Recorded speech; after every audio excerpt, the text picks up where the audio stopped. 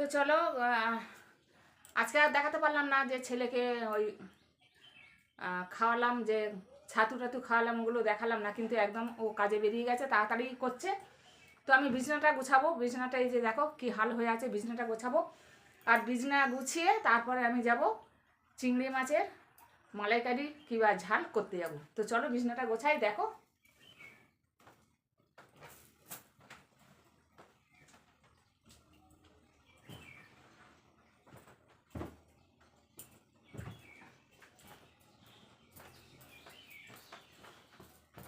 তাড়াতাড়ি করে গোছাতে হবে।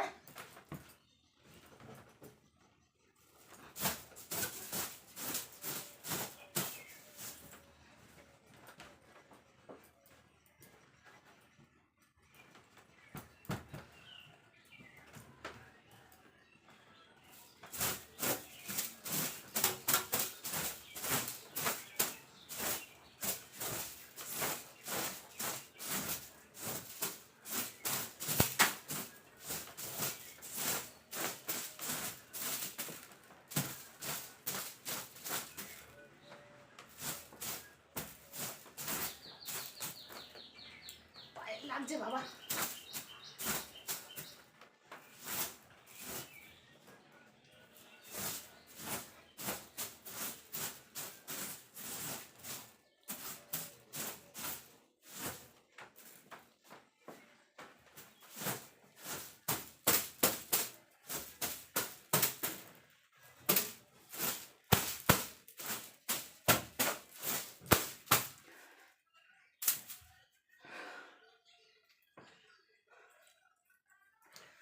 তো চলো এবার রান্নাতে যাই। বিছানাটা টান টান করে দিয়েছি, একদম পরিষ্কার করে দিয়েছি, একদম দেখো টান টান করে দিয়েছি। হাঁপিয়ে গেছে, সকালটা কাজ করতে করতে হাঁপিয়ে গেছে। এবারে যাব চিংড়ি মাছের মালাইকারি করতে। তো চলো আমার সঙ্গে থাকো, সাথে থাকো। নমস্কার বন্ধুরা, তোমরা কেমন আছো? ভালো আছো? আশা করি অনেক ভালো আছো। সুবিধা ব্লগসে সবাইকে স্বাগত, তার সঙ্গে বড়দের প্রণাম, ছোটদের বুক ভরা ভালোবাসা। তো আজকে দেখো চিংড়ি মাছ নিয়ে চলে এসেছি। চিংড়ি মাছের ঝালও বলতে পারো আর চিংড়ি মাছের মালাইকারিও বলতে পারো। তো চিংড়ি মাছের মালাইকারি আর ঝাল করতে গেলে কি কি লাগবে দেখো। এখানে আমি নিয়েছি পোস্ত, নিয়েছি 1.5 টেবিল চামচ, আর সর্ষে নিয়েছি 1 টেবিল চামচ, আর এখানে দেখো 4টে কাঁচা লঙ্কা নিয়ে এসেছি। তো এইগুলো আমি পেস্ট করে নিয়ে আসবো, তারপর বাদবাকি আসছি। আর দেখো আকাশের ওয়েদার দেখো, কি বৃষ্টি হচ্ছে। আর দেখো গাছপালাগুলো, সেদিনকে কিন্তু ঝড় হয়ে গেল, আবার কিন্তু এই যে বৃষ্টি হচ্ছে, দেখো পুকুরে বৃষ্টি পড়ছে দেখো।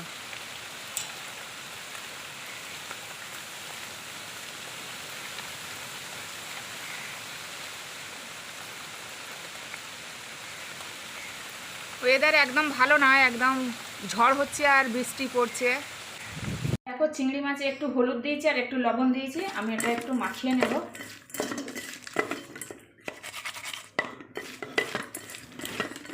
আর এদিকে সর্ষের তেল দিয়েছি, গ্যাস জেলে দিয়েছি। এবার আমি দিয়ে দেব চিংড়ি মাছগুলো, একটু ভেজে নেব, হালকা করে ভেজে নেব। তো দেখো এরকম হালকা করে ভাজা হয়েছে, এবার আমি তুলে নেব এগুলো চিংড়ি মাছগুলো।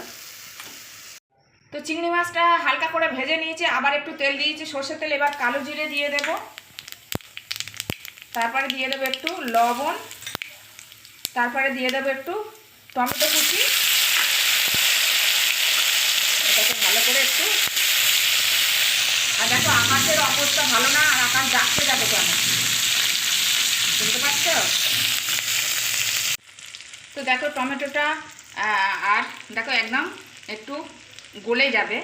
এবারে দিয়ে দেব আদা পেস্ট আর জিরে আর ধনে দিয়ে দিলাম 1/2 টেবিল চামচ করে। এখানে দিয়ে দেবো গুঁড়ো লঙ্কা, ঝাল গুঁড়ো লঙ্কা আর হলুদ 1/2 টেবিল চামচ করে। এটাকে আরেকটু কষিয়ে নেব। আর আমি বিছানাটা গুছিয়েই তবে রান্না করতে চলে এসেছি। তো দেখো আদা, জিরে আর হলুদ আর শুকনো লঙ্কা দিয়ে দেখো কষে নিয়েছি, এই যে তেল ছেড়ে দিয়েছে। এবারে দিয়ে দেবো কাঁচা লঙ্কা, পোস্ত আর সর্ষে বাটা দিয়ে দিলাম, আর দিয়ে দেবো একটু মিষ্টি দিয়ে দিলাম।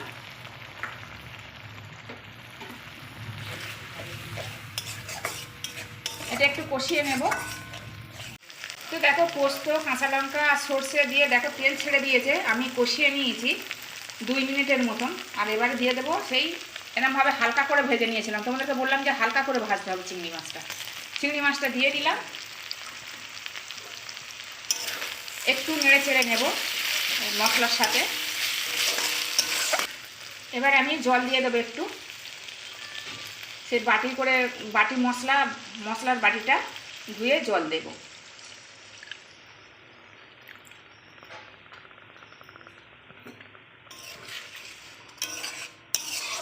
তো বন্ধুরা তোমরা এরকম করে খেয়ে দেখেছো কালার এসছে কি সুন্দর, নিশ্চয়ই ভালো লাগবে।